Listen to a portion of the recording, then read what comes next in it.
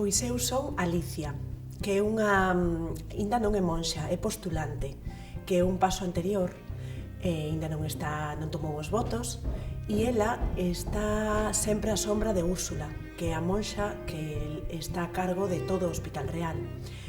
E Alicia, concretamente, traballa cos nenos no orfanato, é o que máis lle gusta. Alicia é un persoaxe moi solitario, porque, bueno, ten moitos segredos que iremos sabendo, ainda non podo dicir nada. Ela chega nunhas circunstancias ao convento que se irán sabendo, ten pasado, pero digamos que, por definición, ela é a sombra de Úrsula, é a súa lacaya, é a que está sempre ao seu lado servindo todo o que demanda Úrsula.